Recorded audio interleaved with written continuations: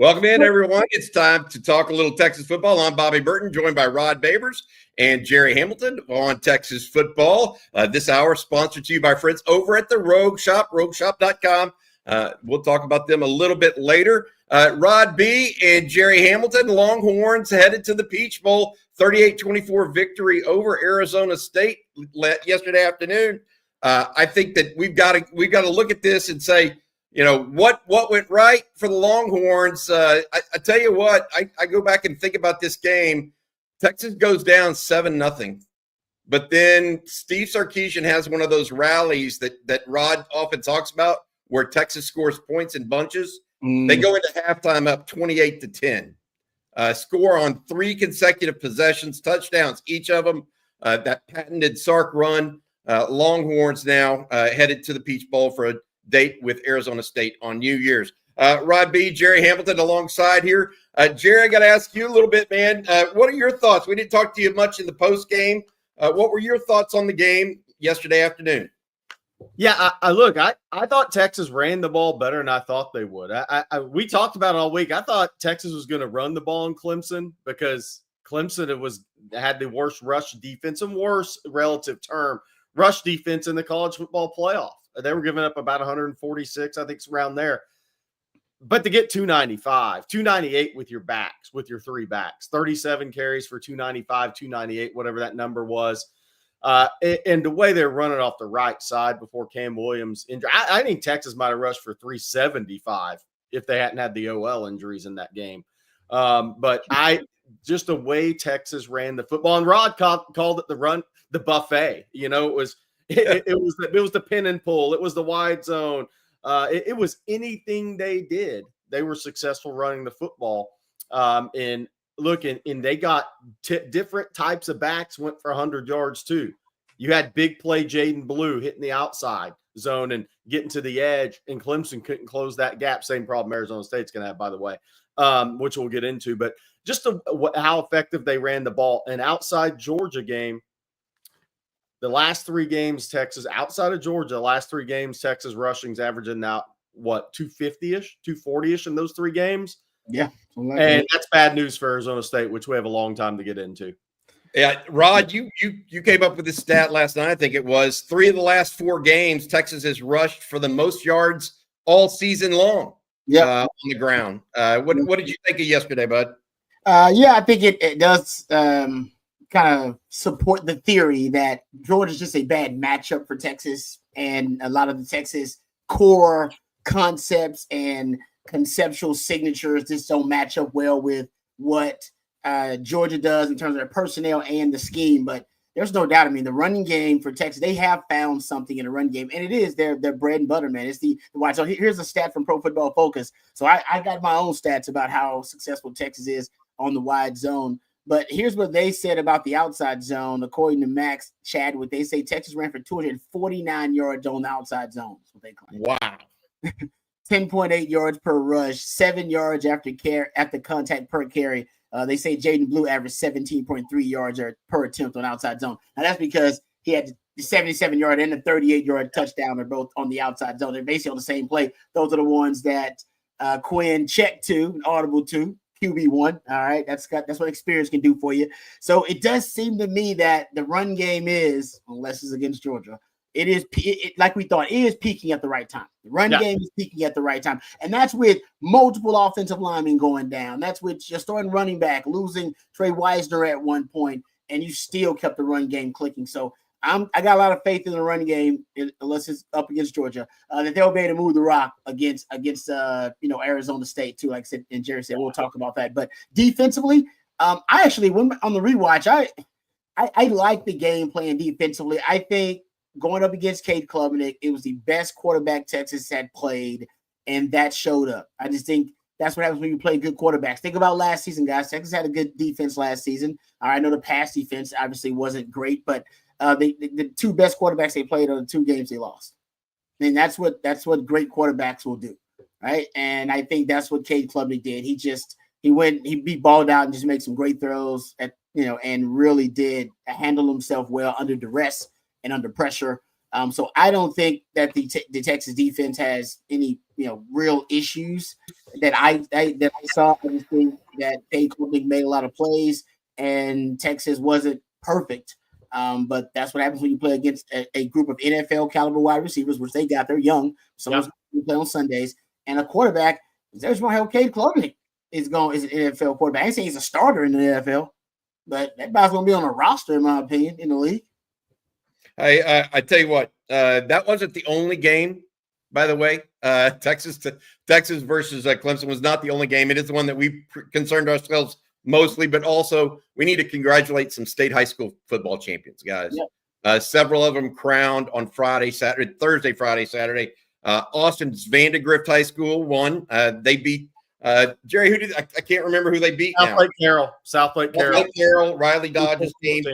North Crowley dispatched with Austin Westlake. North Crowley has some athletes on that team. Richmond Randall won its state championship.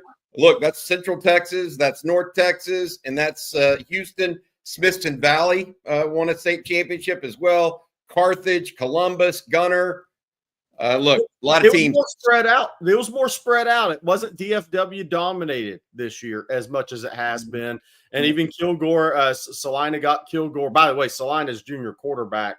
Somebody posted on OnTexasFootball.com about it. That kid is a really, really good player. He is going to pick up a lot of offers, I predict, here in this spring and through the season, or through the spring and off season. A really, really good player. Got really good feet on him. May remind you a little bit of the guy that Texas just went up against in a weird way. He's that level athlete at Salina, really good player, and big like that, 6'2", 200 pounds. Yeah, I look, North Crowley, when I went up there in August, they have so much talent on that team. I mean, for years, what hurts North Crowley before Coach Gates got there is keeping those kids from going to Aledo when they leave middle school.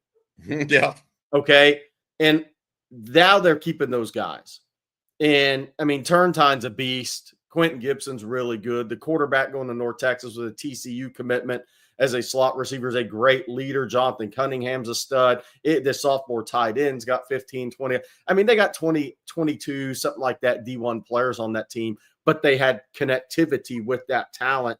And they were really a focused team in August. I said that when I went through there because Duncanville wiped them in the state title game last year. And so Coach Gates was in a great spot all offseason. Hey, guys, it's pretty simple. We got to get back and get another crack at those guys in the state semifinal. And they did. And they won that game 36-34. And then we kind of talked about the Westlake. How would Westlake adjust to the speed? Because they hadn't seen guys get to the corner, and they'd have to take angles to close those angles this season at Westlake. North Shore's good team.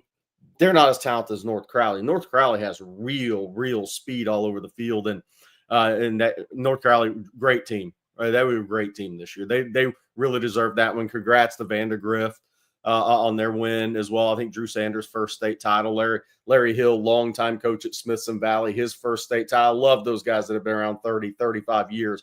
Get that state title, man. I can't. My dad coached about 40 and he had one. And it's tough. It's tough. And he would tell you today that the team that won state may not have been their best team in a decade, but it's the team that stayed healthy, stayed together. Ball bounced their way on a critical time in a playoff game. So it's hard to win it. So congrats to all those guys that got it done. Including Scott Surratt, the coach at Carthage, who now has 10. Rod, I don't know if you heard the stats on that. Yeah, Rod. 10 state titles in 18 years. He has 8 playoff losses in 10 state title rings. 83 and 8. What division is it? What level? Got 4-8. It used to be 3-8. Wow. Now it's 4. Okay. That's crazy. He's had a crazy run there. How old is this guy? How old is he? His son. So he has a son that's going to be a senior in high school next year. He'll win it again next year. They said his quarterback. Yeah, he's probably late 40s. He's probably close to me. Maybe a couple years older than I am. He might actually be 52-ish. In that way. He was the OC at Texas High when they won state, and then he took the Carthage job. So he won one as an OC at Texas High, maybe 2, at least 1, and then he's won 10 as a head coach in 18 years. I gotta do some research on this guy. Yeah, Ryan Mallett was his quarterback at Texas High, I believe, when that And happened. a number of guys that Matt Brown signed Yep. over those years, but Nathan Vasher, some of those guys. Yep. Oh, okay. Now, okay. There you go. Rod knows. Hey, Juan Guards with a super chat. We'll be getting to y'all's questions in this hour-long edition of the Longhorn Livestream. Juan Guards, would it be really cool if Texas beat all 4 Power 4 conference champions? Who's done that before? They've done one. They've got three to go. Obviously, the Big 12 champ is next with Arizona State. Then if Oregon were to beat Ohio State, the Longhorns would have to beat Oregon. And then obviously, if Georgia wins and wins out on their side of the bracket, it would be a third time would have to be a charm for the Longhorns. Juan, that's a good point. All 4 major conference champions in one run. That'd be pretty strong by the Longhorns, don't you think? It'd be sweet, especially since all the talk has been about how weak the schedule was for the Longhorns in the regular season. That'd be a pretty strong statement. And you got to hope Georgia. I don't know what's going on with Carson Beck, but I don't know if Georgia can make it there with the backup quarterback. They did beat Texas with the backup for that second half, but making it through a tough stretch of playoff games, I don't know if we're going to see Georgia a third time. I'm not sure. I don't know. Yeah, I mean, they're going to have to win. Georgia's going to have to win against Notre Dame, which I do think. I am picking Georgia over Notre Dame because they're going to get stocked and prepped up for that game. I just think it's going to be over. Notre Dame's offensive line against the Georgia front seven, I think, is an issue because Indiana was getting too much pressure on Riley Leonard with Georgia coming 10 days after it. I think that's going to be an issue for Notre Dame in that game. And I think 20 days essentially to prep Gunnar Stockton for this game. After that, though, the quick turnaround, and they're playing Penn State. Yeah, we'll see on that. We'll see on that if they can do it twice in a row because it's gonna be similar games back to back. I think for Georgia to win. Hey, I'm not a big believer in Gunnar Stockton being able to handle the whole game. No. That's my piece on it. And if Notre Dame gets out to a lead, I think that puts really Georgia behind the 8 ball and allows Notre Dame to be pretty particular about what kind of plays they even run. Ancient Drummer, what conference were the Texas Clemson officials from? I thought they had called a very, very fair game, very few holding calls by comparison. We went into this. Big Ten likes to call pass interference and not holding. Yeah, that's their MO. And guess what? They didn't call holding and they called pass interference. And Bobby, it's Big Ten officials again, right? It's Big Ten officials again in the Peach Bowl, correct? It's not. I don't know that. I don't know that. Okay. Yeah, I do know that they were Big Ten officials on Saturday. It was the same group of officials, by the way, that called the Washington Texas Sugar Bowl and the Michigan Texas game earlier this year. Same set of officials. So thanks, Ancient Drummer. All right, Rod B, will you do us a favor, please, and talk to us a little bit about Rogue Shop so we can take our first little ad break here and talk to us about RogueShop.com. Yes, sir. Thank you to our friends over at Rogue Shop, first of all, for sponsoring our live stream here on Sunday. And you can get their fantastic products at RogueShop.com. Use the code ONTexas. You see right there, and you get a very special discount from my friends at RogueShop.com. Now, Rogue Shop, they have it all, folks, from oils and creams to flour, gummies. If you're, got some sleep issues where you can't get to sleep, or you got some stress that you're worried about, or maybe some chronic pain, anxiety, things like that, our friends at Rogue Shop have all types of products that may be able to help you out. Like I said, from oils, creams to flour and gummies. You can go check them out at RogueShop.com. Use that code ONTexas, and you'll get a very special discount. And they ship nationwide, all over the country, folks. No matter where you are in the On Texas football community, our friends at Rogue Shop can get their great products right to your door. Thank you very much to RogueShop.com. All right, guys, we're going back to the chat line here for a little questions. We'll talk a little bit more here. Jerry, can you give us a little Eric Singleton update, the wide receiver out of Georgia Tech? He made a second visit to Auburn, but I don't know that he's announced a school as yet. Texas was still in the mix as of heading into the weekend. Any major updates there? And you did post something on a potential portal guy that Texas might be interested in from a defensive tackle standpoint. But I got to ask you, can they even bring players in now that is it the quiet period or dead period? What's going on with that? No, it's about to be, through January 5th. So that's going to be the issue there. for bringing guys on campus. But yeah, I've not heard anything on Singleton in the last 48 hours. I just haven't heard anything of note there. But I will say Tyler Onyedem, 5-tech, 3-tech, out of Iowa State, defensive lineman that entered the portal. He's out of Richmond, I believe, Foster High School. He is a guy, 6'4", 295, he's played 4 years at Iowa State. He is a guy that Texas has interest in. He played well against Texas 2 years ago in the Big 12. He has 75 tackles, 2 sacks the last couple of years for Iowa State. He is a guy, a defensive lineman out of the portal that Texas does have real interest in. I can say that. I talked to somebody on Zion Branch. They were at Georgia, then at Arizona State. Again, Bobby, visits are kind of over until after New Year's. So are those guys still going to be hanging out? Are those guys going to still be hanging out, taking visits? Because school starts on the 13th for a lot of places, 12th, 13th, 14th. So we'll have to see there. But will the branches leave the West Coast? I mean, Arizona State, I think it may be where they end up unless Oregon's really in there. But we'll see. We'll see. I mean, Georgia made an argument. But again, the branches recruitment is about Zachariah is going to go start wherever he goes. He's a really good player. In the return game at wideout. Zion, the safeties, had injury issues. Where's his best chance to get on the field? The two of those guys together. That's part of this recruitment. We'll see if that changes.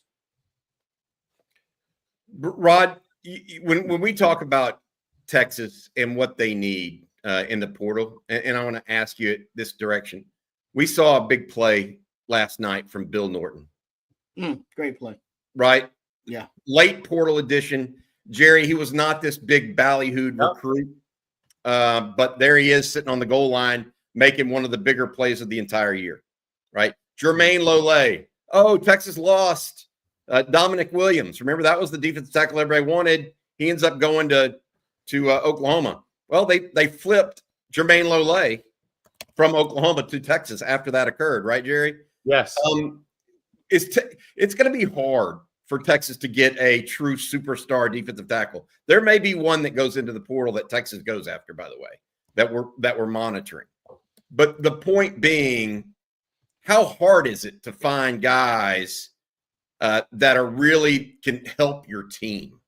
And I look at the portal right now, and Texas is doing a pretty good, or has done historically a pretty good job of that. Andrew Makuba is one, right? Yeah. Isaiah Bond this year. Matthew Golden, team's leading receiver, maybe as a wide receiver right now.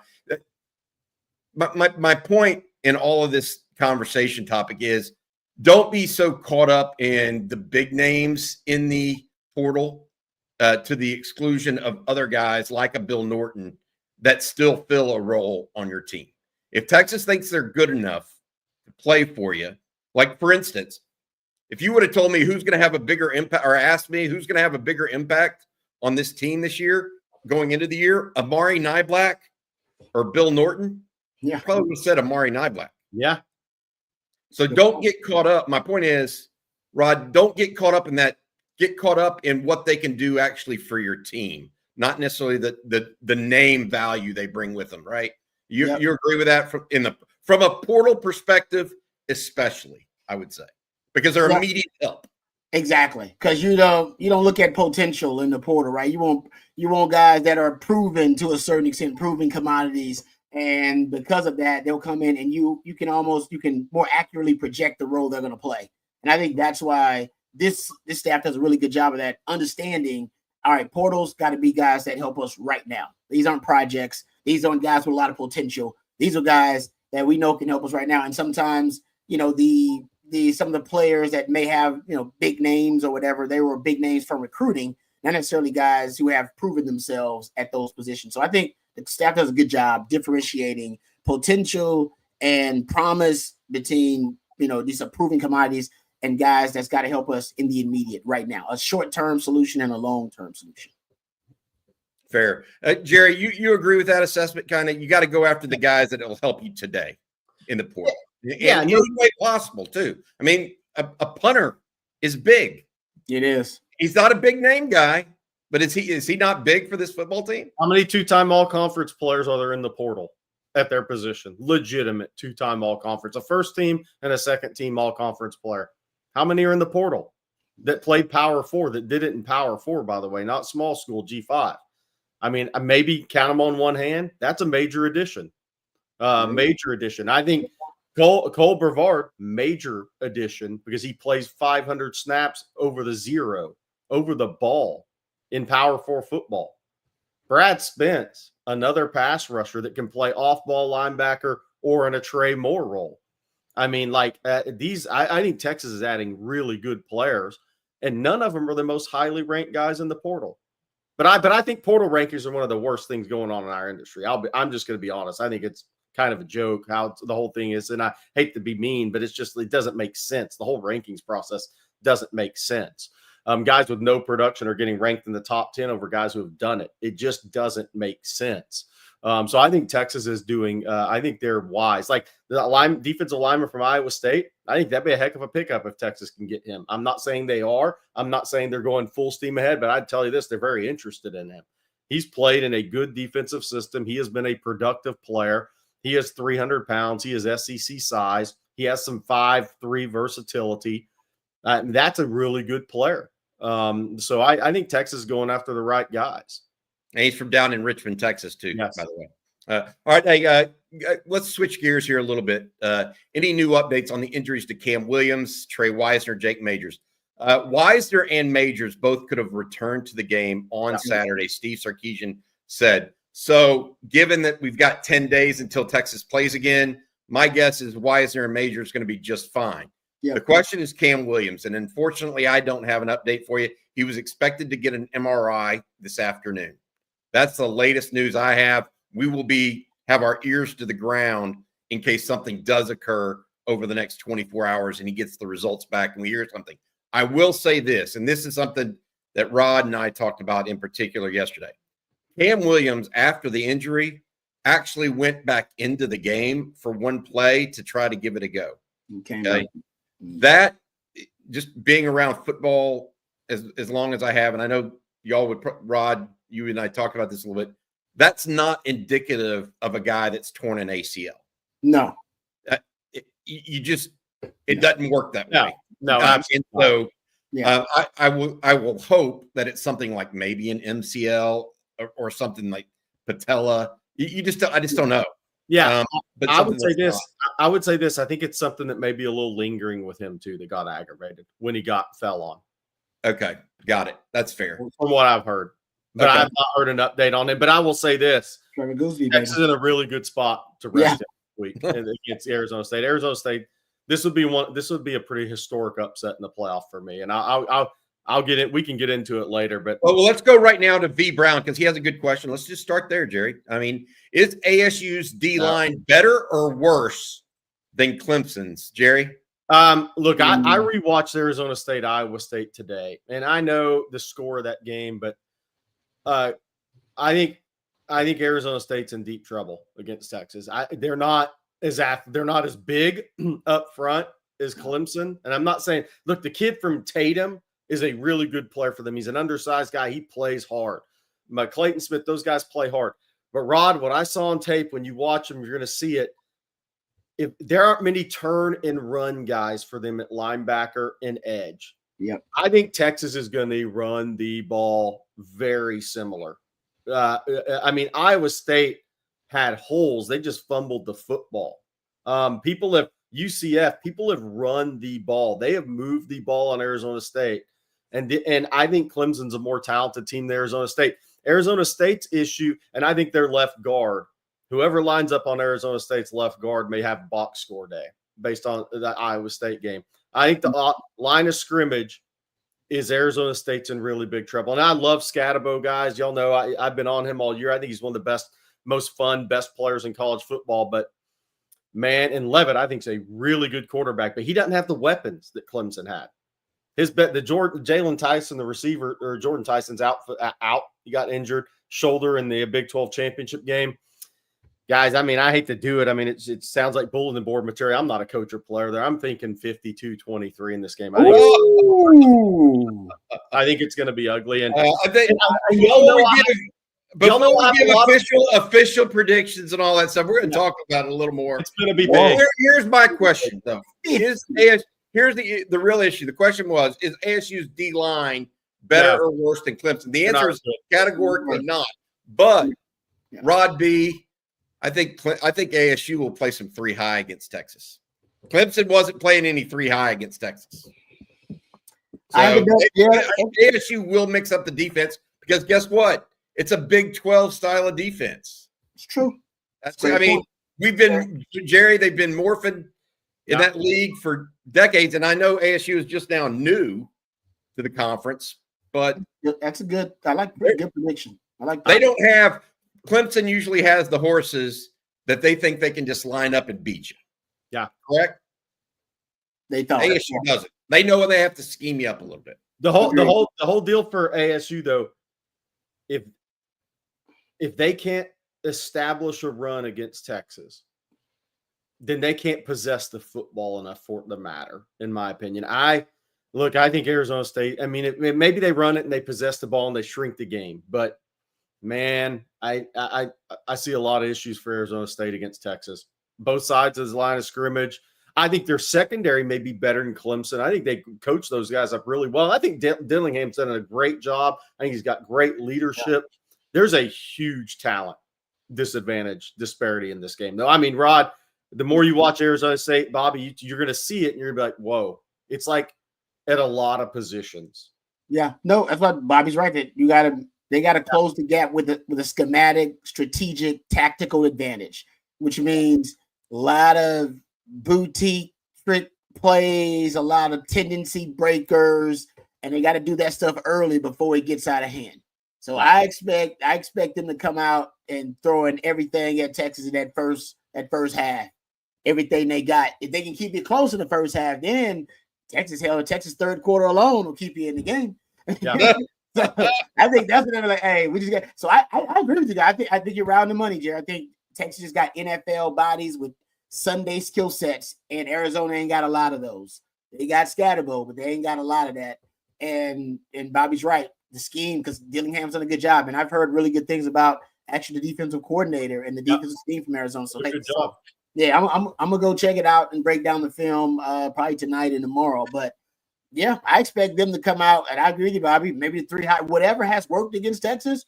If I was them, I'd pull it out. I would too. Yep. And why not? You have nothing to lose at this point. Nothing to lose. Everybody. Jerry said they're gonna score 50 on them. This is what America sees. What's the line? What's the line on this game? 13.5, I think. Yeah, so exactly. I expect you to be a 2-touchdown dog. Oh man, you got nothing to lose. You go in here with house money.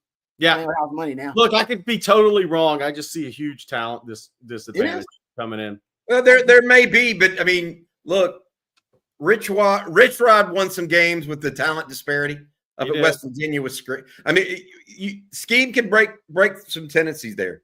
Yeah. All right. Steve Cap, is there an OTF meetup in Atlanta? Yes, there will be. I actually texted with one of the guys at the Atlanta Texas X's. We're definitely going to do a New Year's Eve happy hour in Atlanta. We may do more than that. I texted with Rick over at Surly Horns this morning as well for game day.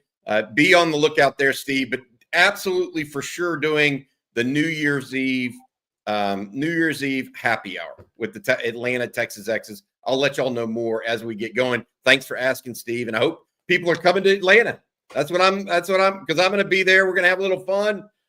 Hopefully the second time we go to play in Mercedes-Benz Stadium, the outcome's a little different.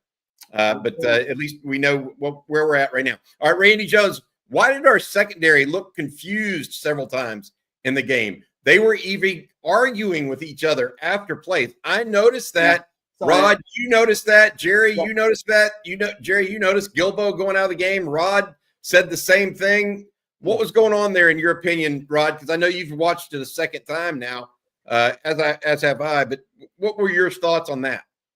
Yeah, I think ultimately there was some miscommunications in the back end in terms of guys not being on the same page. I saw the guys getting into it a little bit, not getting into it, but having some heated discussions on the field after some of those plays.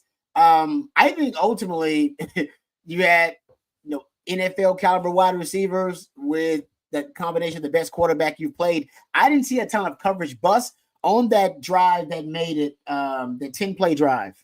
They scored the touchdown on that made it, was it 38-24? Maybe? Yep. Right? Was that the one? That's when they took Gilbo out. That's when after that, they put Jadae Barron at the nickel and they took Gilbo out. On that drive, there were 3, you can't really call them busts, but there were 3 plays where I think they believe Gilbo might have been out in wrong position. All right, out of position.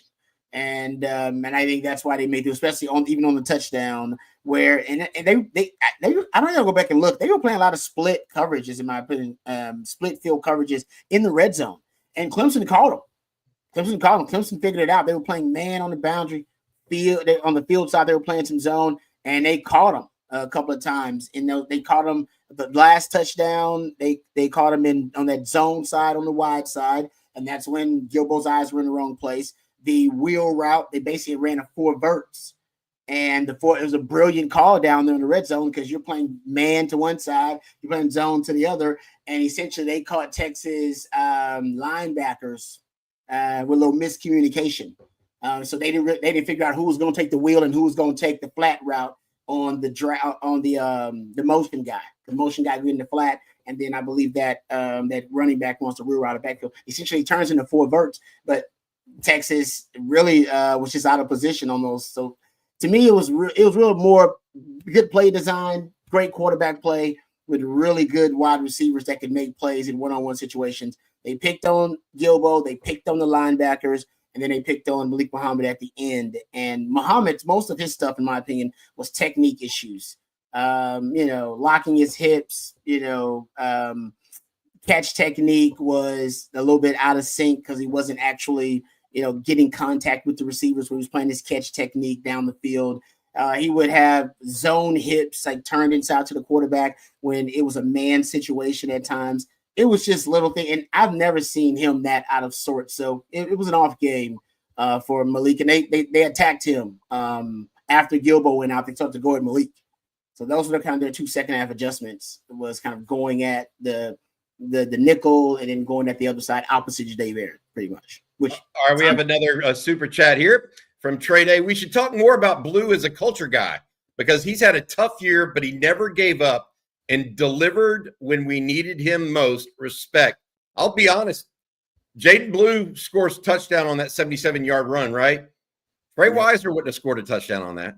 No chance. That acceleration that Blue has is different. Now, Wisner breaks more tackles. But I'll tell you this much. I thought the thing that really struck me not only was Blue's speed last night, but he broke some tackles for the first time, some arm tackles for maybe the first time in a half a week or half the season.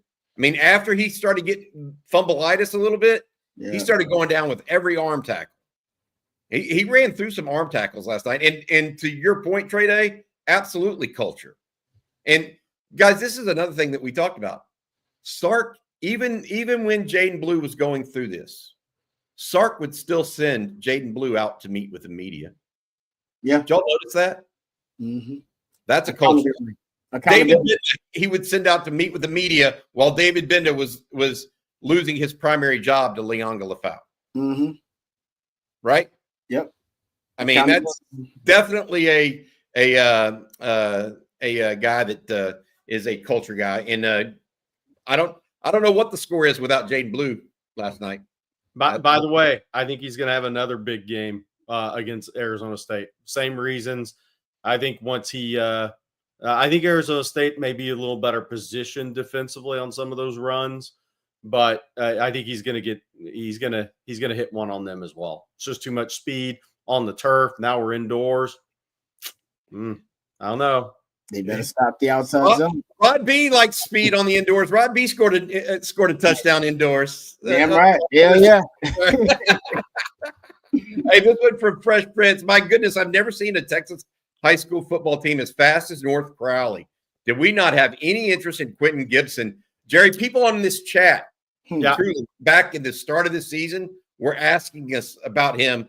And the book is he's really, really small. But he's really, really fast. I mean, look, I will say this. I talked to Coach Gates early in the season. I was when I went through there and other coaches as well. And I asked about him, and they were like, look, he's gone beyond our expectations. So, I mean, like, he was always a fast, tough kid. But then this year, he just hit the accelerator as a player. And now the running back, too, that's going to UNLV is a 10-6 kid. I mean, they have speed all over the field. And I don't jokingly say it. I mean, it's real, but I think people think I'm just kind of joking or hyperbole. They got 22 Division I players on that team. They got some kids that can really run. You don't beat Duncanville without guys who can really, really run. North Shore couldn't hang on the field with Duncanville last year. Now, Caden Durham is not there, right? They lost some key guys, Colin Simmons and Alex January off that Duncanville team 2 years ago. But they still had 3/4 of that 4x team, DeCorian Moore, the Tyus. They had Keelan Russell. They had Duncanville's loaded with speed. You don't beat those guys unless you're super duper fast. Got it. All right. Next question here. This from Jeff Carey. We are who we are. Nope. We played the opposite of how we normally play. Defense wasn't that great, and Blue played like an All-American. Offensive line played very well. Found a different way to win. I wrote an article for on Texas football this morning, guys, that basically said this is the best I've felt about this Texas team since the Michigan game, because we finally found an offense that looked like it had an identity again and scored points. Okay. And a defense has finally been tested with a real quarterback. Yeah. I mean, and they still found a way to win by 2 touchdowns against the ACC champ.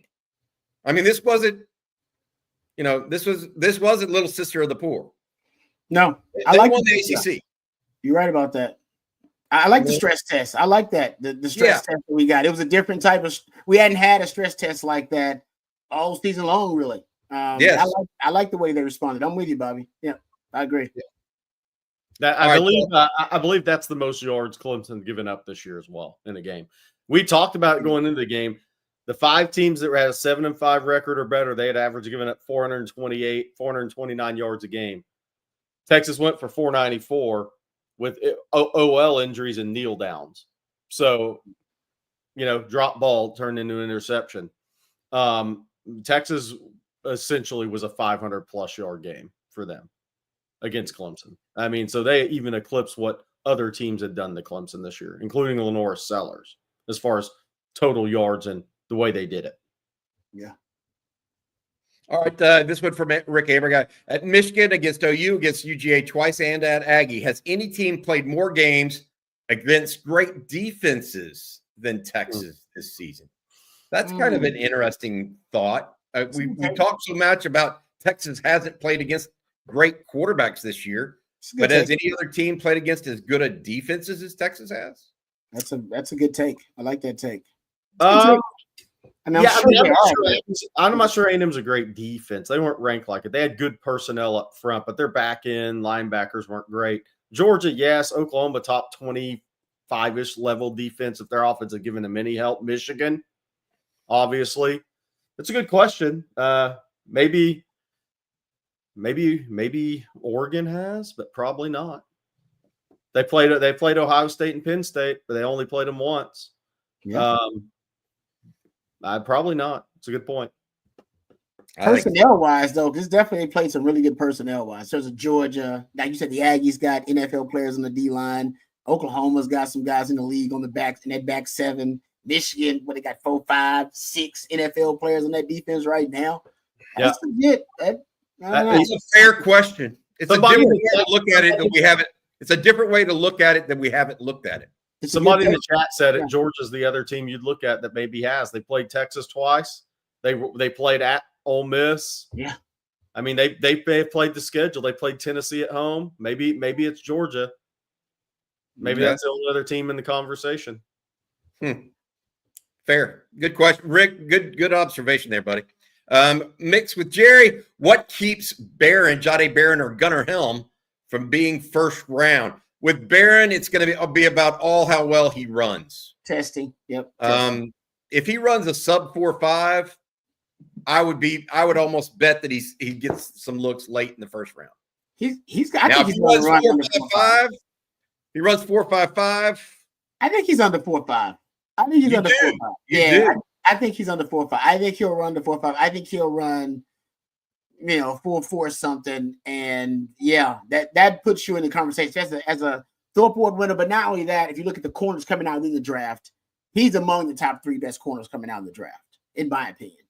And then they start talking about, is he a corner on the outside or is he a nickel? They devalue nickels sometimes. So I think he's a 4.4 guy. I don't know where in the 4.4s.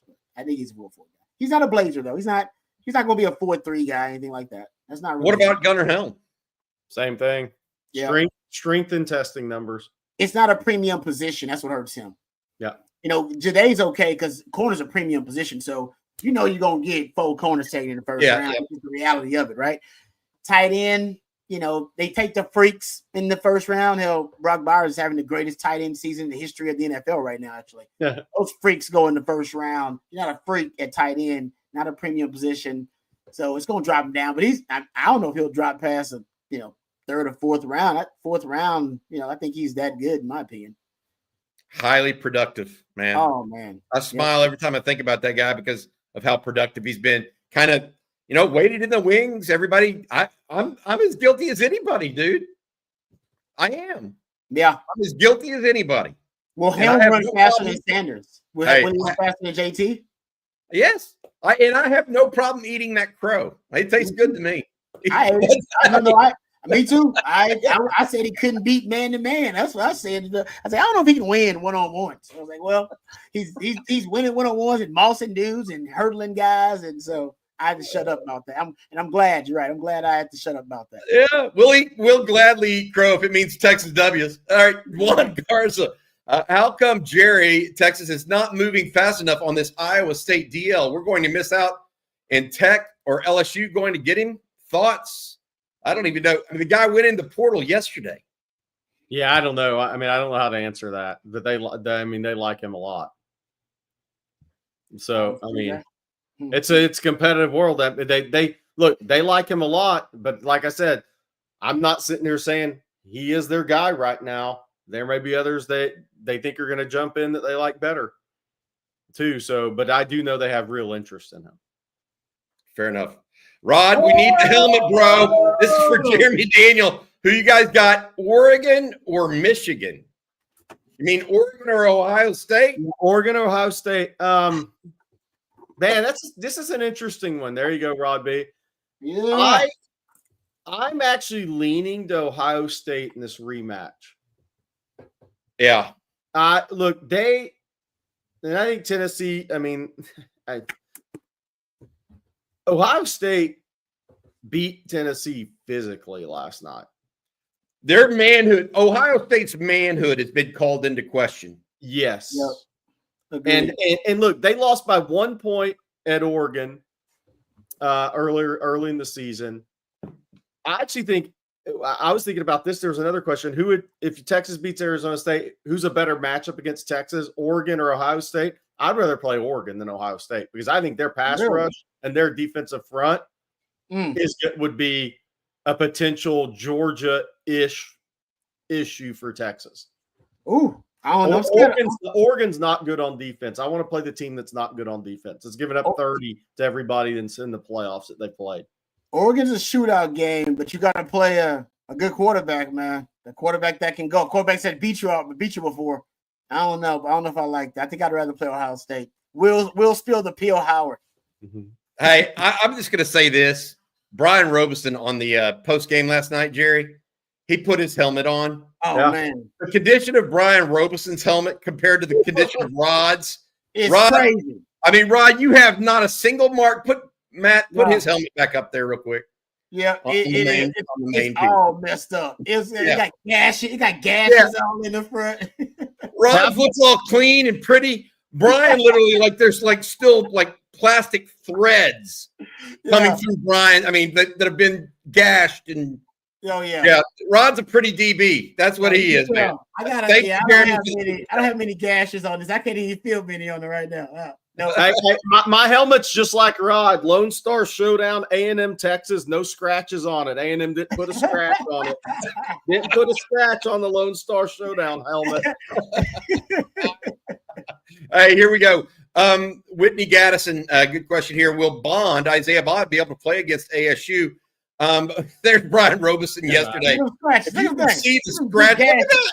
Yeah. Look at the scratches on that big thing. Man. He had no problems either whipping that out. He enjoyed it.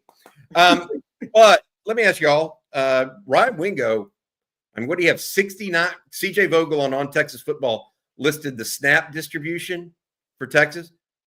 Ryan Wingo had something like 60 snaps yesterday out of 75. I mean, he was liberal use of Ryan Wingo. His size on the perimeter as a blocker, absolutely part of the plan there, I think, for Texas. And obviously, he also had those two pass interference calls that gave Texas real life. Should have been 3. Should have been another one. Yeah, should have been 3. That's right. But let me ask you all this. Isaiah Bond is on the cusp of playing on Saturday. He really was. Do you let him sit Arizona State to bring him back against Oregon or Ohio State if they work that far, or do you try to rush him back a little bit against Arizona State? Anybody have thoughts on that? I sit him out. Texas has a huge talent advantage in this game against Arizona State.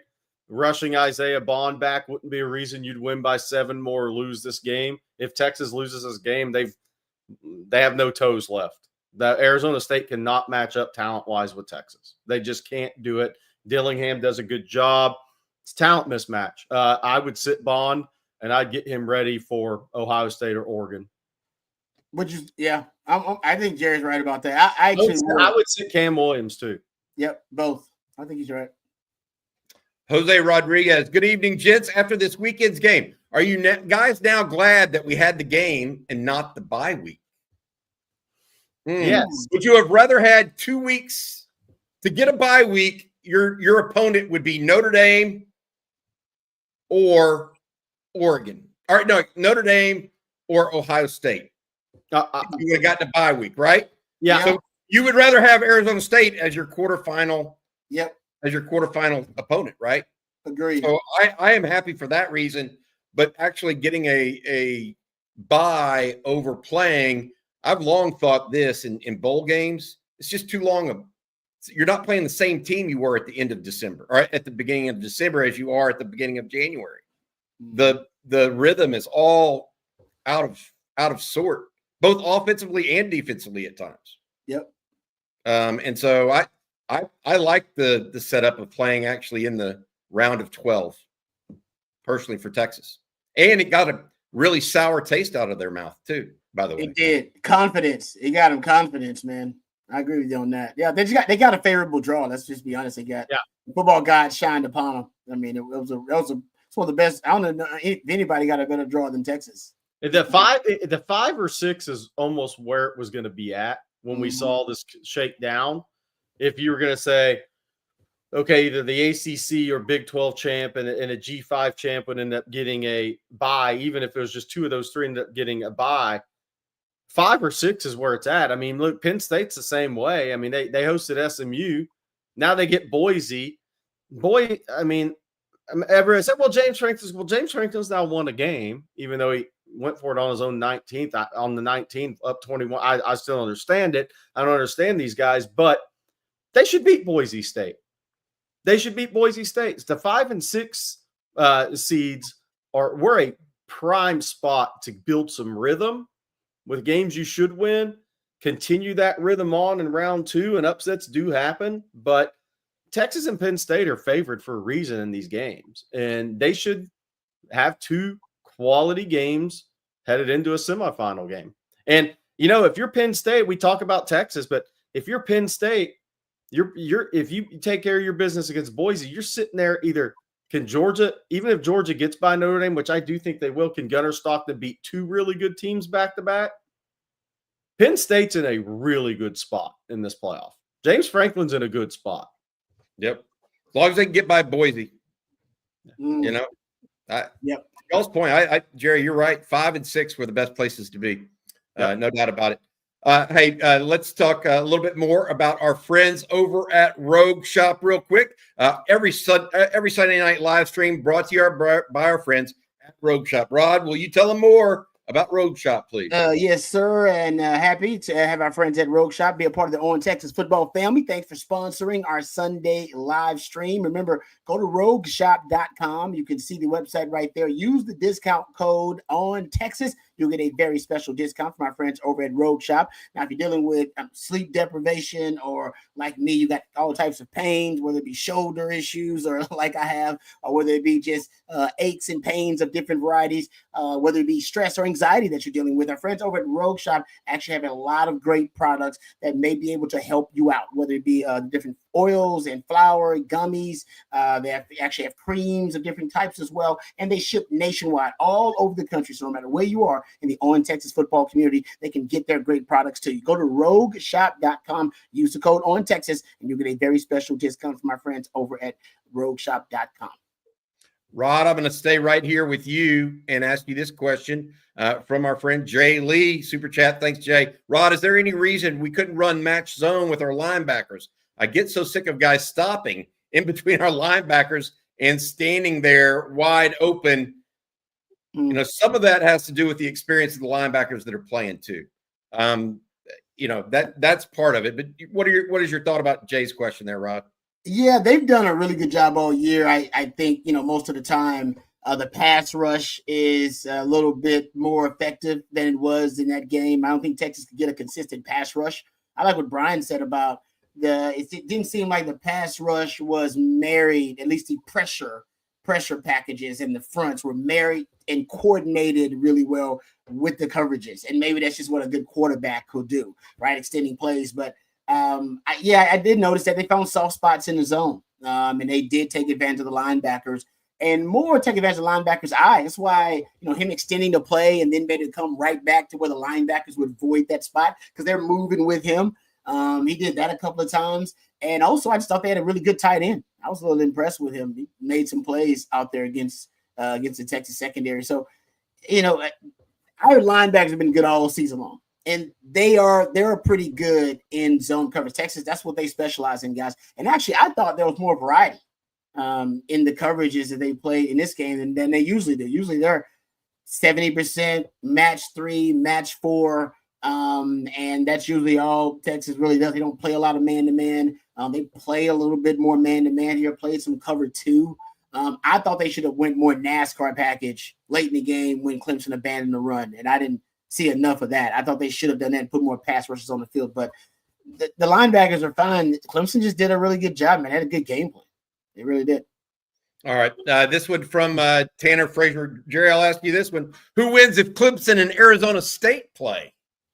I'd like Clemson by a couple touch TDs in that game. Wow. Based on what I saw Saturday from Clemson, and I haven't watched Arizona State a few times. Even without a run game. Yeah. Well, I mean, yes, because I think because if Arizona State can run the rock on Clemson, that would be the one thing, is that may keep that game a little closer. But again, is Scatterbo going to carry it 40 straight times in that game? Yeah. I mean, that's the thing. I mean, like Texas rotated guys, and they had home run hitters. Scatterbo's a downhill guy, and maybe Arizona State would it would turn into a less possession game and keep it closer. But Klubnik's a really good player. Got 3 future NFL wideouts. Even Adam Randall, the third string wideout that ended up playing some running back. Good call in the chat by that. Somebody knew their stuff in Clemson. Has a connect there on that staff. He wasn't a bad. He's a good athlete. But again, I don't know. I just think Clemson's probably 10, 14 points better than Arizona State. All right. I think they would win up front against Arizona State. Jeff Carey, thanks for the super, Jeff. Who do you think had the best home field environment? I'd say ND was incredible. Hard to tell by only seeing it on TV. CJ was there. Rod, you were there for the first half of the game last night. Yeah. What did you think of the Longhorn environment? Notre Dame did look incredible, but I also want to say this. 40 Notre Dame players had finals the day before. Their students were still on campus. The vast majority of Texas students had already left. That's So fair. a little bit different. But what did you think of the environment yesterday for Texas? There's a lot made up of that because not only were Texas students not there, most of them, there also were the two Austin teams that were playing in the state championships up in Dallas. That's true. Yeah. That was going to take some people away from it. Yeah. But everybody I talked to said that it ended up looking like the whole place was packed. It was pretty darn loud in DKR. I thought it was pretty loud. And, because Clemson came out and scored a touchdown their first drive. So I think it took the crowd a little bit to get back going. Once they came out, everybody's kind of pumped up at a fever pitch. They came out, silenced the crowd, and then the crowd got back into it. And by the time they got up with 3 touchdowns or whatever in the first half, I mean, the crowd was – by the time I left, because I left around halftime to come do the in-game live watch, I thought the crowd was pretty damn loud. So in terms of where it ranks, I mean, that's tough, but I thought they did a good job with the in-game environment. I thought the crowd was pretty impactful. I want to say this. I give the crowd ultimate credit because I was a little concerned. I mean, it's not concerned about a crowd, but I mentioned on our pregame, there weren't a lot of people there 4 hours before the game like I'd seen at some other games this year. So I was like, whoa, is there going to be 85, 90,000 people in the stands? What's going to happen here? It didn't have that vibe early on like some games had. And obviously Alabama last year, Georgia, but it's a playoff game. Yeah. But Vandergriff and Westlake playing for state titles, students out. So I was concerned. I was like, man, there's not a lot of people on Bevo Boulevard walking around the stadium. Clemson didn't have a lot of fans there either. So that may have impacted that too. There just wasn't – it didn't have the vibe early on before the game, like 3-4 hours before. I left the stadium to go to the watch with us, I think about 1:20, 1:30. Then people were texting saying it was picking up. But I was a little concerned early what it was going to look like because there weren't as many people out and about as there had been at other games. The tailgating experience was supposed to be a little bit different. Yeah, okay. That's what I was told. A little bit different, a little muted, for lack of a better term. Hey, guys, thank y'all so much. O'Doyle Rules. Congratulations in order for you gentlemen. 125,000 views for the Watch With Us video is impressive. I think that beats our all-time high. Yes. So, yes, appreciate you that very much. A lot of people tuned in to Watch With Us, thanks to Jerry, as well as Rod, Aaron Hogan, who's part of that, Coach Shipley, Matt Hutchinson, our producer as well. We appreciate you. But I think this is going to be my favorite super chat. We'll see here. Colin Davis. This isn't football related, but I heard about Flat Creek Vineyard through y'all's channel and proposed to my girlfriend there yesterday. She said yes. Thank God. Thanks guys for helping me get engaged. You may be thanking us or hating us in about, 24 months, 36 months, but for now, Colin, congratulations. Congratulations. And I'll tell those folks out there, they may even send you a couple bottles of wine, buddy. Congrats to you and yours. And what a gorgeous venue that is, by the way. What a great story. Yeah. Colin, congrats. Don't ask me for advice in that area. Ask Bobby or Rod. Don't ask me. I'm not your guy.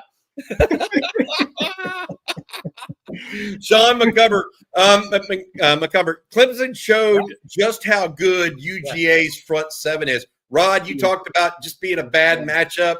Jerry, you've talked about how you think the offensive line at Notre Dame is in for a little bit of hell playing Georgia in a week and a half or so.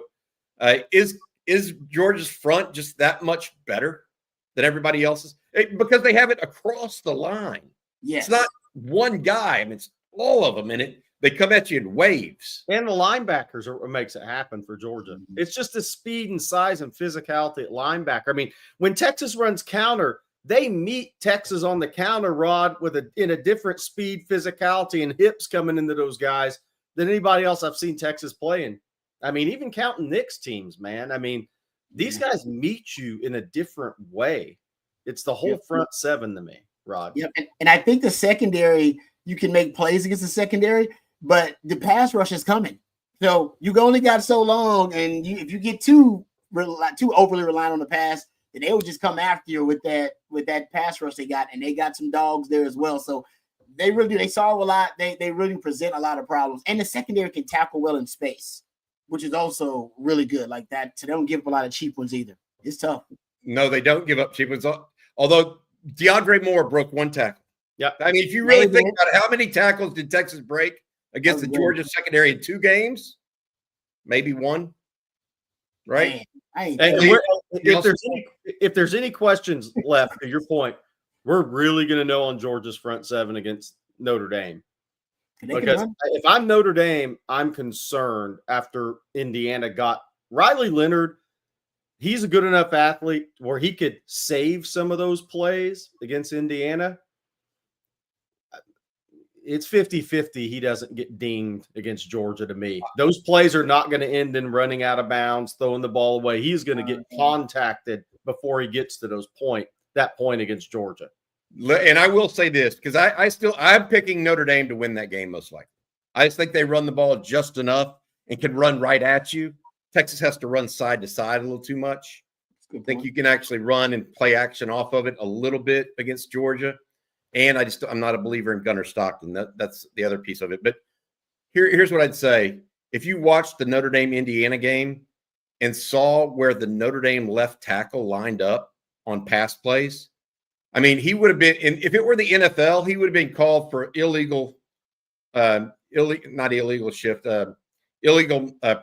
whatever you want to call it. 5 men on the line of scrimmage. Yeah. I mean, if he didn't have enough men on the line of scrimmage, I mean, he literally was 2 steps off. It was bad. With both his feet too, Rod. Yeah. Not just one, both his feet back. Yeah. I was like, this is ridiculous. So they're going to bring the heat. There's no doubt about it. TP, in the Clemson press conference, a receiver commented that Texas playing soft coverage in the second half opened things up. Rod, did you see anything that Texas did differently in the second half?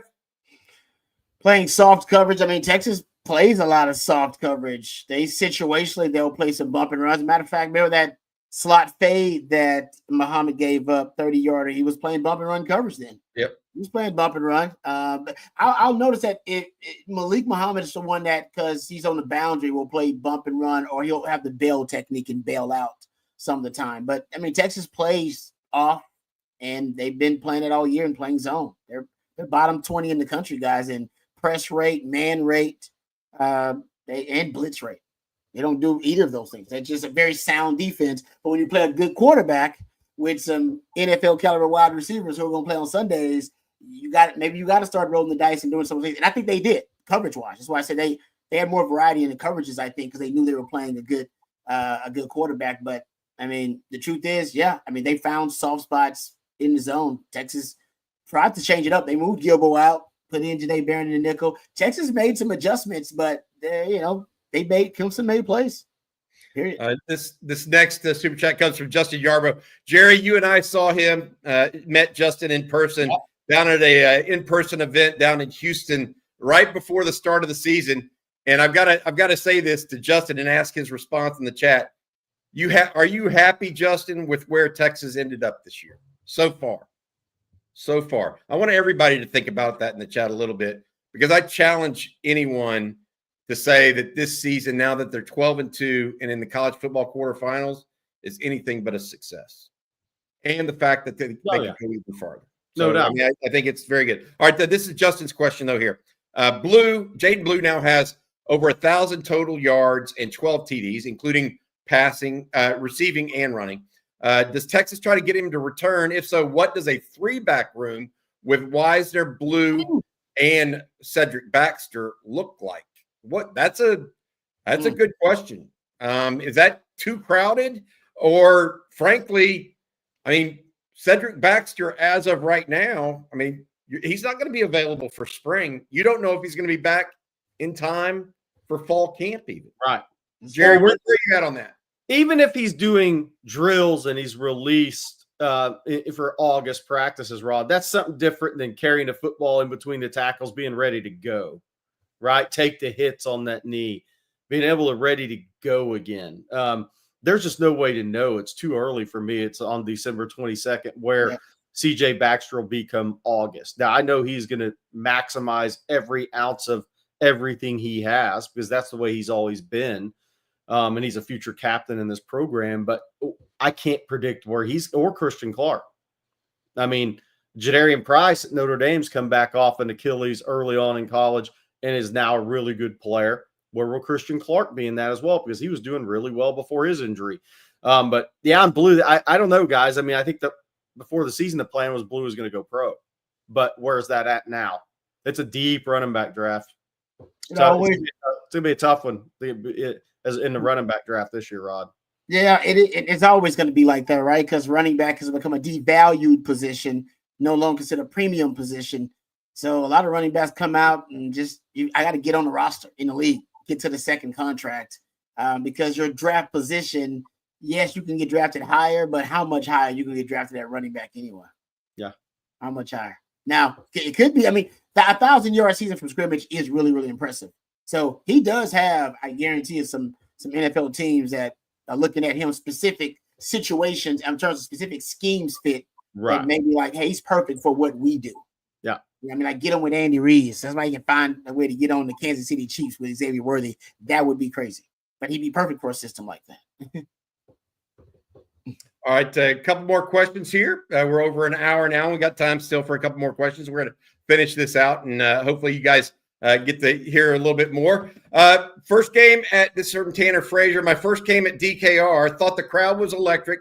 Matthew McConaughey leading the Texas fight chant was incredible. Saw a ton of OTF hats. Thank you, Tanner, for being a part of this as well. And I thought everybody that went told me that the crowd was great. Yeah. Was it as good as Notre Dame's? I think it's just hard to tell. I wasn't there. But CJ Vogel told us it was one of the most electric crowds he's heard at Texas. Now he goes back to about 2015. Mm-hmm. So a little bit different age range there than maybe some of us, but good crowd all in all. Jerry, this is from Greg Allen. Thanks, Greg. Jerry, is Derek Williams going to miss some early games in 2025, similar to CJ Baxter? And Jerry, correct me if I'm wrong. While that is possible, the injury to Cedric Baxter involved more than just the ACL, whereas Derek Williams was more singularly the ACL, we believe, right? We believe, yeah. I mean, Derek Williams miss games? That's a good question because he was hurt during season. Yes, so, that's true. I mean, he didn't have his surgery till midway through the season.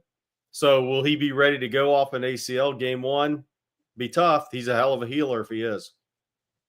Marissa M. Penalties have really hurt Texas down the stretch. They did against Georgia, no question. Yeah. They played relatively mistake-free against Clemson. I think their first penalty was a false start by Trevor Gooseby in the third quarter, guys. Can Texas sustain the same discipline the rest of the way? I'll say this. Discipline is tested the better athletes you play against. That's why they have a lot of penalties against Georgia. Yep. I mean, you can say what you want. If somebody beats you to the spot, you hold. Yep. That's a great point. Agreed. So, Marissa, I don't know if they can play as mistake-free. I agree. I do think that playing the better teams you play, the more likely it is you're going to get called penalties against because they're just better players. One of the things we talked about at length in the post game and even in rapid reactions and other times throughout this year is this slow start or slow effort. I don't even know what you want to call it. Lackluster performance in the third quarter, right? This question comes in from MJF. Instead of trying to be methodical in the third quarter, perhaps we should run a hurry-up offense to create a sense of urgency. Texas did a lot. I want to say this about Texas. Texas huddled in the first half a lot. Is that because Dabo Swinney likes to steal signals a little bit, maybe? Texas, even though, I know, I want to say this, I know that Brent Venables is now up in Norman, but Dabo's the one that kind of engineered that a little bit. So what do y'all think about maybe doing a little hurry up in the third just to create tempo? I mean, by the way, their first drive of the third quarter ate up almost 7 minutes. Yeah, that's the point. They had first and goal from the 3. Yeah. It should have been 7 points, and we wouldn't be talking about the slow start to the third quarter. Right. But they only got 3. Therefore, the old ball and chain attached to your leg that is the bad third quarter gets brought up. I think Sark has played to his defense this year as well, though, Rod. Yes, he has. No doubt. Yeah, playing complimentary football. So maybe he gets a little conservative. Maybe don't call it conservative, but he understands if I got a certain number of points on the board, my defense, they can hold it off for me. They can hold it down for me. I don't have to take a lot of chances, take unnecessary risk. And risk, as much as some of y'all don't like it, it's a natural part of Sark's DNA as a play caller, right? He likes it. He like, what I mean? But it pays off a lot too, but sometimes it blows up in his face. And I think ultimately that's he limits that when knowing how good the Texas defense is. So I like that idea though about going up tempo in the third quarter. I think you should try anything at this point because it's 5 games in a row now. Well, they scored 6 points, I think, in the last 5 games in the third quarter. Yes, they've been outscored 38-6 in the third quarter. Yes, yeah, it's beyond a trend. It's just who you are, right? Yes. That's what they say. Yeah. Hey, Jerry, we got one more super chat to get to from Jeremy Daniel, but before we do, I want to bring up a picture that you put up. I think it was from Elijah Bo Barnes' dad earlier today that you got from him. He sent this in. Bo Barnes there, James Simon in the middle, Bo on the far, I guess my far right as I'm looking at this. Then you have obviously James Simon, the running back in the middle, and that's Nick Townsend on the far left. This is at the Army All-American game, Jerry, up in Frisco, correct? Yeah. There's 3 All-America games now. This is the Army game, not to be confused with the one in San Antonio. That's now the Navy game, I believe. There's still the Under Armour game in Orlando. Those 2 games have gone to senior junior games, I believe, this year. I know Under Armour has. So this is more of a senior game. Bo Barnes there, wearing 25, had 14 tackles and a pick 6 in this game last night. James Simon had a 35-yard TD run there in the middle, and Nick Townsend was bullying people at the tight end position, what I was told by Mr. Barnes there in attendance. And all 3 of those guys showed out, had a great week. And I think all 3 of those guys are going to get on the field pretty early for Texas. I'm wondering if they're going to come out and start practicing with the team this week. Well, I don't know about that. Lance Jackson, maybe a couple of others. Now, by the way, we can say this. So media availability tomorrow for both coaches. Practice tomorrow, more of a walkthrough, I think. Tuesday will be a practice. Then they break. Oh, sorry. Then they give them off Tuesday. No, it's just tomorrow. They give them off Tuesday, Wednesday. Players have to come back Christmas night. Then they get into game mode starting Thursday, Friday. More practice time. Start getting in that prep. This is from what I was told this afternoon. Good stuff, Jerry. Thank you so much, buddy, for that. All right, here's one from Jeremy Daniel. Do you think this arch run package is played out? I'd like to see him throw in those situations. Rod, you've seen this. I mean, they dropped him back at least once in that game. They did. He ended up scrambling for the first down, I believe. They had, if I'm not mistaken, unbalanced, like a quads look with all the receivers on one side of the formation. So maybe there was a design scramble because you unbalanced and put everybody on one side of formation. Basically, give him the option, like if it's not whatever the first option isn't open, you can scramble.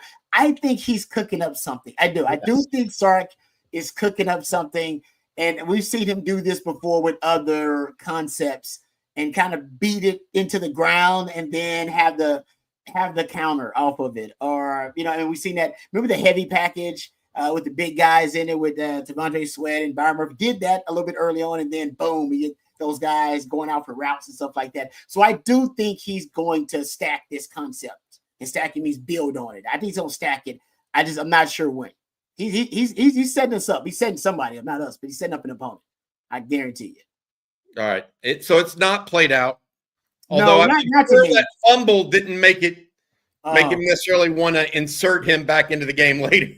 That wasn't good. Yeah, he just never even had a chance at that ball. I don't know. That's hard, and I will say this too. That's Hayden Connor with first time somebody's under center. Yeah, all game. I think that was an interesting time to. I mean, it would be one thing if Jake Majors is doing that, but Hayden Connor hadn't played center much all year, if at all. And you're asking to go under center on short yardage with a new quarterback.